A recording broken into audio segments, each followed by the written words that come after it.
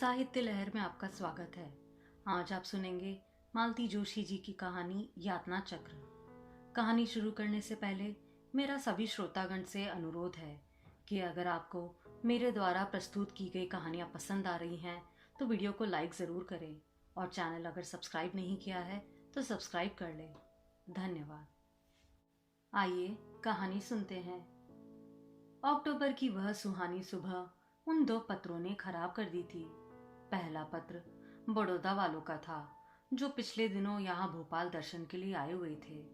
दोनों भाई बहन 2-3 दिन तक ऐश करते रहे, भाभी की मेहमान नवाजी का लुफ्त उठाते रहे, भैया की जीप में वन विहार और भारत भवन घूमते रहे और फिर ढेर सारी आशाएं जगाकर रवाना हो गए। अब पूरे 15 दिन बाद उनके बड़े भाई का कृपा पत्र आया है कि और तो सब ठीक है पर लड़की जरा बड़ी लगती है। यह क्या बात हुई भला? यह तो पहले ही बता दिया गया था कि लड़की की उम्र 34 वर्ष 3 महीने है, कद 5 फुट 2.5 इंच, वजन 130 पाउंड और रंग गेहुआ। पिछले 12 वर्षों से कन्या महाविद्यालय में पढ़ा रही है। इतने विस्तृत वर्णन के बाद एक अदद फोटो भी भेजी गई थी। यह सब जान लेने के बाद भी श्रीमान जी यहाँ पधारे थे और यहाँ आकर उन्हें यह इल्म हुआ कि लड़की जरा बड़ी लगती है। तो श्रीमान जी, क्या आपने आपको चंकी पांडे या आमिर खान की पीढ़ी का समझ रहे हैं? खुद भी 40 को छू रहे थे और उनका एक ही प्लस पॉइंट था और वह यह कि वह अब तक कुंवारे थे और शायद इसलिए किसी षोडशी की आशा लगाए बैठे थे। दूसरा पत्र बम्बई के एक सज्जन का था। उन्होंने अपने बेटे के लिए अखबार में इश्तिहार दिया था और भैया ने अविलंब उसे लपक लिया था।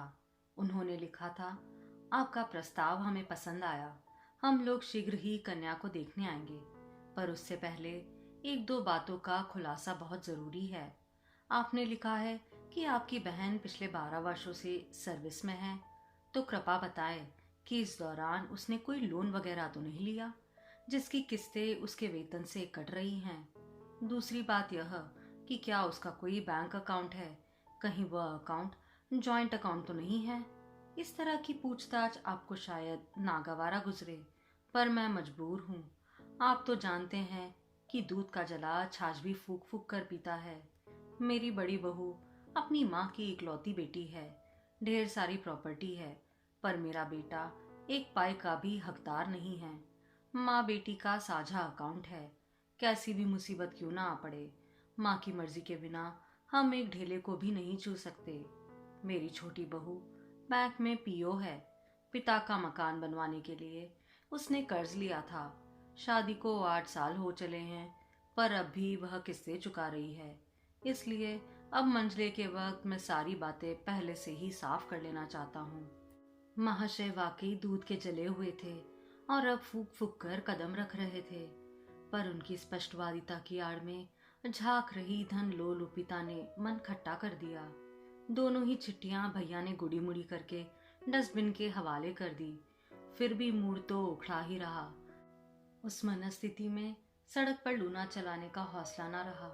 मजबूरन ऑटो करना पड़ा और पहली झड़प ऑटो वाले से ही हो गई। मीटर के हिसाब से 9 रुपए 60 पैसे बन रहे थे। मैंने 10 का नोट थमाया तो हजरत सलाम मारकर चल दिए, पर मैंने पीछा नहीं छोड़ा। उसे गिनकर 9 रुपए 60 पैसे थमाए और 10 का नोट वापस ले लिया। सुबह 10 बजे कॉलेज की गेट पर अच्छी खासी भीड़ रहती है। इस नोकझोंक का लुत्फ कई लोगों ने उठाया होगा। तभी तो स्टाफ रूम में पैर देते ही मिसेस मल्होत्रा मिसेस गुप्ता की ओर देखकर आंखों ही आंखों में मुस्कुरा रही थी। मुझे तो जैसे आग लग गई। कसैले स्वर में मैंने कहा, मिसेस गुप्ता, लोग बाग हमें कंजूस समझते हैं, पर क्या करे, पसीने की कमाई को वैसे लुटा नहीं सकते। हमारे यहाँ ना ठेकेदारों के यहाँ से कमीशन आता है, ना ट्रांसपोर्ट का बिजनेस चलता है। हम शाह खर्च बने भी तो किस बूते पर। ये आप किसके लिए कह रही हैं? मिसेस मल्होत्रा झल्लाई। मैं तो एक बात कह रही हूँ, आप बुरा क्यों मानती हैं? मैंने लापरवाही से कहा। मिसेस गुप्ता मेरी बात को अनसुना कर मिसेस राय के कानों में कुछ खुसफुसाने लगी। चमची कहीं की। मिसेस मल्होत्रा से रोज फ्री की लिफ्ट मिलती है ना, इसलिए आगे पीछे डोलती रहती है। पहला पीरियड सेकेंड ईयर बीएससी वालों का था। वैसे भी यह बदनाम क्लास है और आज तो उन लोगों ने बदतमीजी की हद ही कर दी। निरुपाय होकर दो लड़कियों को क्लास से बाहर करना पड़ा। वे बरामदे में खड़ी होकर पूरे पीरियड भर नारेबाजी करती रही। क्लास से निकलकर लैब में गई तो वहां लैब असिस्टेंट से कहासुनी हो गई। लगा जैसे सबके सब मुझे चिढ़ाने पर आमाद है। आखिरी पीरियड में प्रिंसिपल ने मुझे बुलावा भेजा। मैं तो भरी बैठी थी।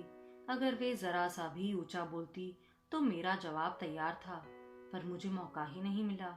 वे नाराज नहीं, बल्कि बड़ी बहन की सी ममता से मुझे सब ऊंच नीच समझाती रही। शाम को घर लौटी तो एकदम पस्त हो चुकी थी। चाय पीकर जरा लेटने का प्लान था कि भैया दफ्तर से लौट आए। आते ही बोले, प्रेमा जरा जल्दी से तैयार हो जाओ, एक सज्जन आ रहे हैं। ओह नो, मैंने दोनों हाथों से अपना सर थाम लिया। ऐसे निराश नहीं होते पगली, यह आदमी मुझे काफी रीजनेबल लग रहा है। शुरू में तो सभी लगते हैं। By the way, what is he? Call tax में एग्जीक्यूटिव पोस्ट पर है। घर में माँ है और दो बच्चे हैं। पहली का देहांत 4 साल पहले तीसरे प्रसव के दौरान हुआ है। कमाल करते हैं आप ही, भाभी बोली। क्या सारी बातें एक साथ ही पूछ डाली? गनीमत है कि डेथ सर्टिफिकेट दिखाने के लिए नहीं लाए। अगर तुम्हारी ननंदरानी कहेगी तो वह भी ले आऊंगा। ये सारी पूछताछ भी उसी के लिए करता हूँ। इसमें गलत क्या है भाभी? आखिर हमें भी तो पता होना चाहिए कि पहली पत्नी जलकर मरी है या पंखे से लटक कर। ये सब बातें पहले से ही जान लेने में रणनीति बनाने में सुविधा रहती है। बात को मैंने भरसक मजाक का पूट देने का प्रयास किया था, पर कोई नहीं हंसा। दरअसल यह विषय अब हम लोगों के लिए इतना पुराना हो गया है कि ना इस पर हंसी आती है ना रोना। पहले तो मुझे दुहाजू नाम से भी चिढ़ होती थी, पर जब से मैंने 30 पार किया है, लिस्ट में विदुरों को भी शामिल कर लिया है। पहले 2-3 साल तक तो मैं बच्चों के लिए मना ही कर देती थी, पर जब अम्मा ने समझाना शुरू कर दिया, अब इतनी उम्र में पता नहीं तुम्हारी कोख फले ना फले। पहली का एक हाथा हो तो अच्छा है, बुढ़ापे में कुछ तो सहारा होगा।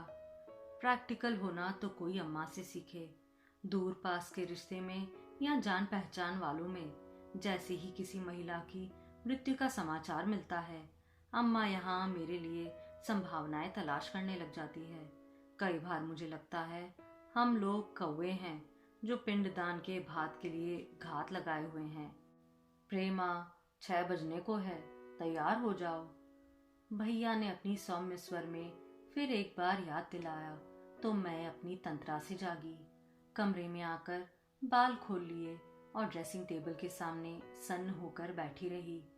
तैयार होने का कोई उत्साह ही मन में शेष ना था, बस एक खाना पूरी करनी थी। उत्साह भी बेचारा कब तक साथ देगा। उम्र के 16वें बसंत से यह सिलसिला शुरू हुआ है। शुरू में बड़ी उमंग थी, अपने सपनों के राजकुमार को देखने की उत्सुकता होती थी। इस तरह का प्रत्येक कार्यक्रम मुझे रोमांचित कर देता था, पर जब 10-5 नकार झेल लिए तो घबराहट होने लगी। फिर कुछ दिनों बाद यह रूटीन सा हो गया और अब तो विरक्ति सी होने लगी है। पहले पहल निराशा होती थी, फिर मैं अपमानित सा अनुभव करने लगी और अब तो कुछ असर ही नहीं होता। मन जैसे चिकना घड़ा हो गया है। बीच में कुछ दिन ऐसे भी आए जो मेरी सहन शक्ति की कसौटी पर कस गए। मुझसे 4-5 साल छोटी नीलिमा एकाएक बड़ी हो गई और मुझसे सुंदर निकल आई। लोग मुझे देखने आते और उसे मांग बैठते। कईयों से तो भैया ने झगड़ा भी किया, पर बाद में अम्मा बाबूजी ने सोचा कि शादी तो हमें इसकी भी करनी ही है। बड़ी की आशा में इसे कब तक घर पे बिठाए रखेंगे। अगर आज इसे अच्छा घर वर मिल रहा है तो उसका लाभ क्यों ना उठाए। आगे पीछे प्रेमा की भी हो ही जाएगी।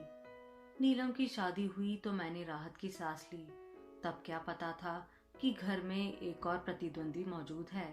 मुझे ही क्यों, घर में किसी को होश ही नहीं था कि छोटी सी सुषमा मेरे हाथ भर ऊंची हो गई है और उसका रंग चंपे सा निखर आया है। हम लोग बेखबर थे तो क्या हुआ, देखने वाले तो चौकस थे। उसके लिए भी एक से एक प्रस्ताव आने लगे।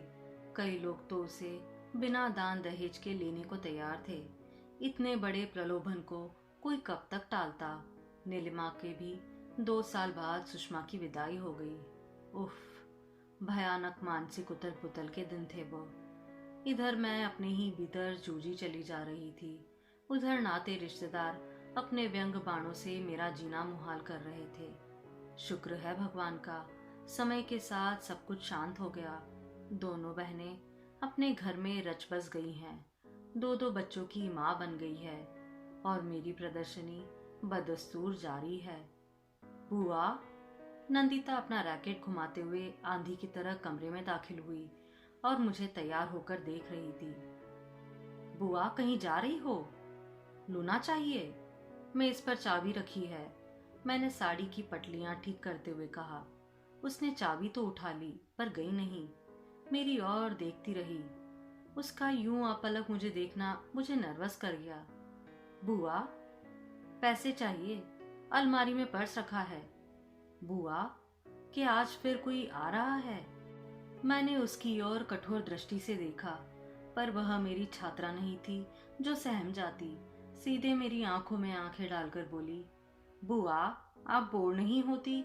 It is so disgusting, so insulting. लगा जैसे उसने मेरे मुंह पर तमाचा जड़ दिया।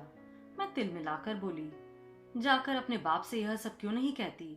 वे ही रोज एक नमूना ढूंढ ले आते हैं।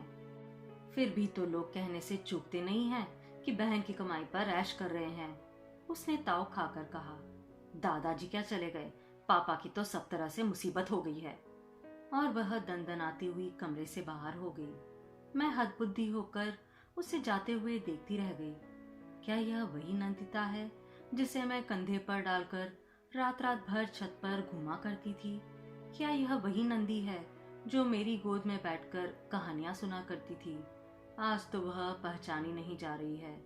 कॉलेज ज्वाइन किए 6 महीने भी नहीं हुए हैं और उसका बचपन भाग खड़ा हो गया है। अब यह पहले से कितनी स्मार्ट, कितनी सुडौल और कितनी कमनीय लग रही है। मेरा जी धक्क से रह गया। क्या मेरे साथ अब यह भी रेस में शामिल हो गई है? क्या नीलिमा और सुषमा की तरह यह भी मुझे पीछे छोड़ देगी? इस बित्ती भर की लड़की ने किस दिलेरी से पूछा था, बुआ, आप बोर नहीं होती? कभी नीलम ने भी यही प्रश्न किया था। दीदी, रोज रोज के इस प्रदर्शनी से तुम्हें ऊब नहीं होती? प्रदर्शनी तो मेरी लगती रही, परिणाम वे लोग ले गई। अब शायद नंदिता की बारी है। इस संधि दौड़ का कहीं तो अंत होगा। कभी तो मुझे इसका समापन करना पड़ेगा। फिर आज ही क्यों नहीं? घंटी बजी और भैया लपक कर दरवाजे पर पहुंचे। अरे, यह क्या, सतीश जी नहीं आए? भैया के स्वर में निराशा साफ झलक रही थी। नहीं आया, एक दबंग नारी स्वर उभरा। बोला, आप ही दोनों देखाओ, मैं जाकर क्या करूंगा? भीतर ही भीतर भक्क से जल उठी मैं।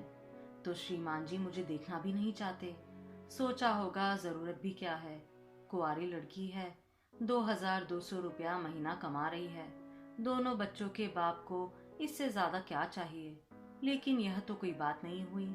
लोग 4 पैसे की चीज खरीदने जाते हैं तो भी देख परख कर लेते हैं। ये महाशय तो बीवी घर में ला रहे हैं। आज तक मुझे बीसीओ लोग देख गए हैं, चाहे नाश्ता गटक कर जाते हैं और फिर कोई मीन मेक निकाल कर टकासा जवाब दे देते हैं।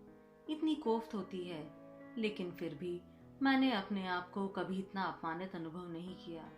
पर यह तो सरासर उपेक्षा थी, अवमानना थी। अम्मा को बाहर भेजकर भैया भीतर आ गए। भाभी से बोले, प्रेमा तैयार हो गई है तो बाहर ले जाना, मैं छत पर जा रहा हूँ। वे लोग जाने को हुए तो मुझे आवाज दे देना, रिक्शा, तांगा या जो भी कहे मंगवा दूंगा। भैया के ऊपर जाते ही मैंने रसोई का रुख किया। बस 2 मिनट, अभी चलते हैं, भाभी ने कहा। क्या बना रही हो? मैंने देसी घी की महक नथुनों में भरते हुए कहा। हलवा। ओफो, भाभी कितनी बार कहा है, चाहे बिस्कुट पर निपटा दिया करो, पर तुम हो कि पूरा सरंजाम करती हो। आज तो सचमुच यही नियत हो रही थी। मैंने नकुल से समोसे भी मंगवा लिए थे, पर सोचा बड़ी बूढ़ियां हैं, अच्छा नहीं लगेगा। भाभी, मेरे लिए आज तक कितने मन चीनी लगा चुकी हो। एक बार तुम्हारी शादी हो जाए, बस सब वसूल हो जाएगा। यही तो रोना है। खैर, एक बात तय है भाभी कि आज यह आखिरी शो है। इसके बाद यह तमाशा बंद। एकदम क्या हो गया? कुछ नहीं। और दूसरी बात यह है कि मेरे जाते ही अम्मा को भीतर बुला लेना। 2 मिनट रुको, मुझे हॉल का रास्ता मालूम है भाभी, तुम परेशान मत हो, मैंने कहा और दंदनाती हुई बाहर आ गई। महिला मंडल एकदम चौंक गया। अम्मा तो ऐसी सक पकाई कि बड़ी देर तक उनके मुंह से बोल ही नहीं फूटा। अम्मा चाहती है कि मैं भाभी के पीछे पीछे नजरें झुकाए हुए हौले हौले ढक बढ़ती हुई सिया कुमारी की तरह कमरे में दाखिल हूँ। कभी उनका यह भी आग्रह हुआ करता था कि कमरे में आते ही अपने भाभी ससुराल वालों की चरण वंदना करूं, लेकिन हर ऐरे गहरे के पैर पड़ना मैंने बरसों पहले छोड़ दिया। एक दो बार संभावित वर की बहनें या भतीजी के रूप में मेरी पूर्व छात्राएं आ गई। बस तभी से मैंने विद्रोह का झंडा गाड़ लिया। रही सही मर्यादा आज समाप्त हो गई। भाभी कहाँ है? अम्मा ने डपट कर कहा। काम कर रही है और तुम्हें भीतर बुला रही है। अम्मा ताव खाकर उठी। उनके जाते ही मैंने पर्दा अच्छे से खींच दिया और फिर सामने वाली कुर्सी पर इत्मीनान से बैठ गई। आप लोगों में से सतीश जी की माँ कौन है? दोनों भौचक्की होकर पहले मुझे और फिर एक दूसरे को तकने लगी। बड़ी देर बाद दुबली पतली महिला ने कहा, मैं सतीश की माँ हूँ। ये मेरी छोटी बहन सतीश की मौसी है। मौसी जी बुरा सा मुंह बनाए बैठी रही। जाहिर था उन्होंने मुझे पहली नजर में ही रिजेक्ट कर दिया था। सतीश जी क्यों नहीं आए? मैंने दूसरा प्रश्न दाग दिया। वे फिर एक दूसरे को देखने लगी। फिर माँ जी ही बोली, वो तो बेटा शादी ही नहीं करना चाहता, मैं ही पीछे पड़ी रहती हूँ। आखिर बच्चों को कोई देखने वाला तो घर में हो, मैं हमेशा बैठी नहीं रहूंगी। मैंने बहुत जिद की तो बोला, तुम्हें बहू चाहिए तो जाओ, तुम ही पसंद कर लाओ। क्या पहली बहू भी आप ही ने पसंद की थी? हाँ, पहली तो हम ही दोनों पसंद करके आए थे, फिर पीछे ये भाई बहन भी देखने गए थे। पहली वाली की तो बात ही कुछ और होती है। मौसी जी ने जबरदस्ती उसास भरकर कहा, अब तो ऐसा है कि बच्चों के लिए घर बसाना है। देखिए माँ जी, मैंने मौसी जी की बात को जरा भी तवज्जो ना देते हुए कहा, मेरी उम्र 35 को छूने चली है। पिछले कई सालों से मेरे लिए वर की तलाश की जा रही है। बीसियों बार मैं इस प्रदर्शनी के अनुभव में जूझ चुकी हूँ। यूँ कहिए कि एकदम लहूलुहान हो चुकी हूँ, फिर भी जंग जारी है। मैंने कभी हौसला नहीं हारा, पर जिंदगी की यह लड़ाई मैं अपने शर्तों पर लड़ती हूँ। पहली और सबसे बड़ी शर्त यह कि मैं उस आदमी को जरूर देखना चाहूंगी जिसके साथ मुझे जिंदगी गुजारनी है। सतीश जी की यह दूसरी शादी हो सकती है, पर मेरी तो पहली ही है। मैं ही क्यों, कोई भी लड़की अपने होने वाले पति को एक बार देखना चाहेगी। इतना सम्मान तो उसे आपको देना ही पड़ेगा। बल्कि मैं तो उन बच्चों को भी देखना चाहूंगी जिन्हें पालने की मुझसे अपेक्षा की जाएगी। आश्चर्य जैसे उन चेहरों पर पुत गया था। मैं और भी कुछ कहना चाहती थी, पर उसी समय नाश्ते की प्लेट लेकर भाभी कमरे में प्रवेश की। उनके पीछे अम्मा भी आ गई। मैंने चुपचाप खिसकना ही श्रेयस्कर समझा। उस रात का वातावरण बहुत तनावपूर्वक था। अम्मा बहुत गुस्से में थी। उन्होंने कहनी अकहनी सब सुना डाली। बोली, भाई बेचारा तो जूते चटकाकर कहाँ कहाँ से रिश्ता ढूंढ कर लाता है और लड़की सारे किए कराए पर पानी फेर देती है। भैया शांत भाव से समझा रहे थे, मैं तुम्हारा फ्रस्ट्रेशन समझता हूँ प्रेमा, पर तुम ही बताओ और उपाय भी क्या है।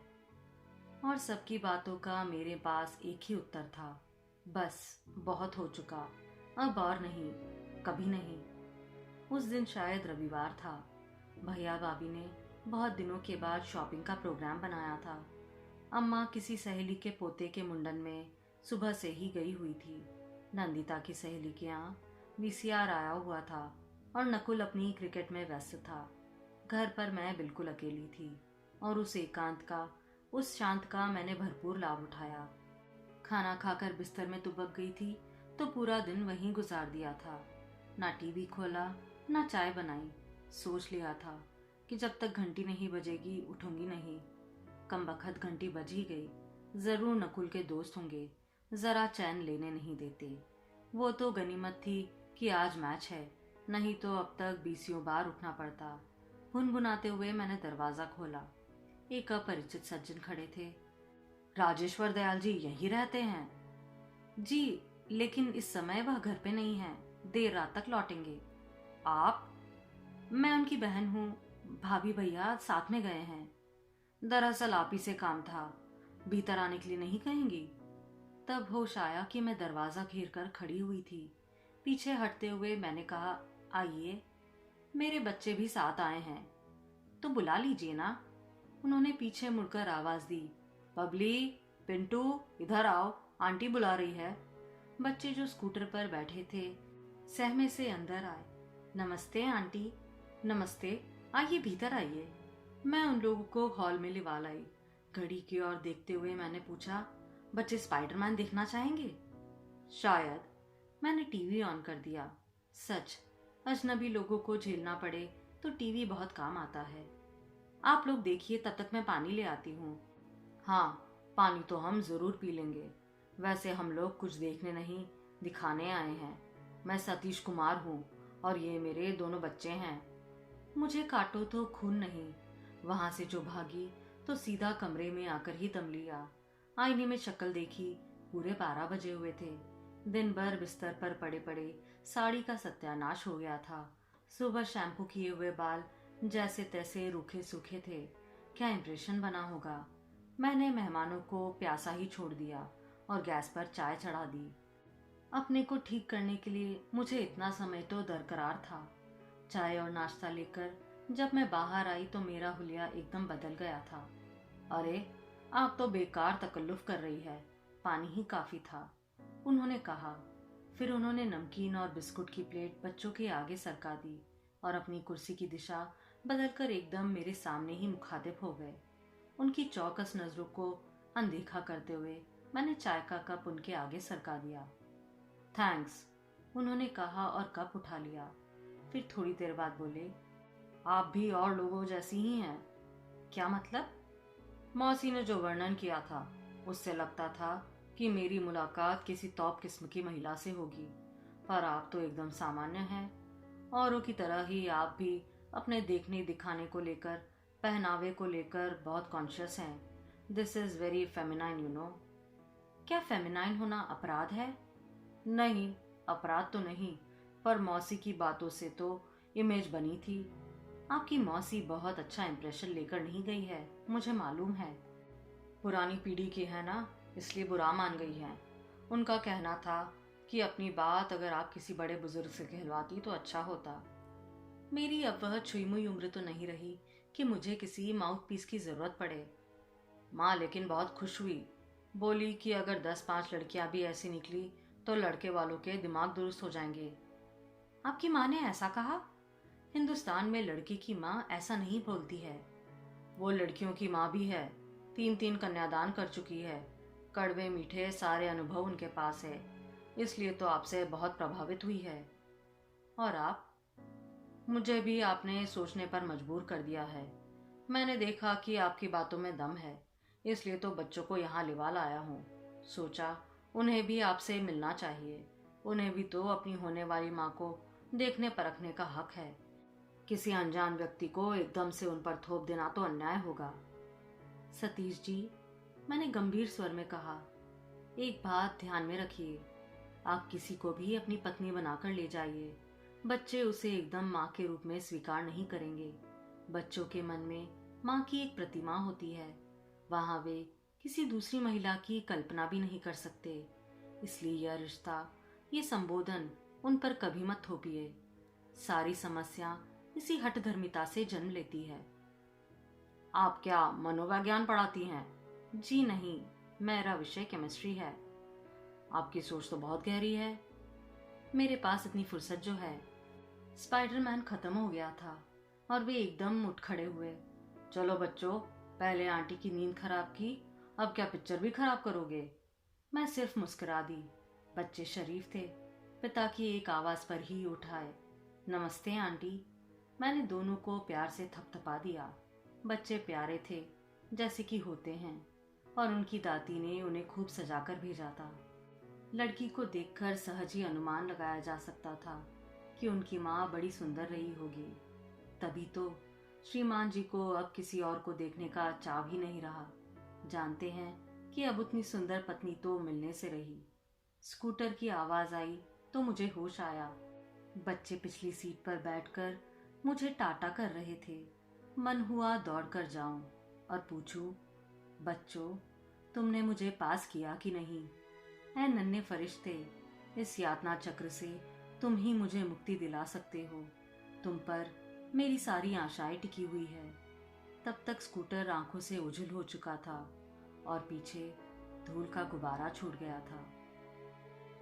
आप सुन रहे थे मालती जोशी जी की कहानी यातना चक्र। अगर आपको कहानी पसंद आई तो मेरे चैनल को लाइक, शेयर और सब्सक्राइब ज़रूर कीजिए। धन्यवाद।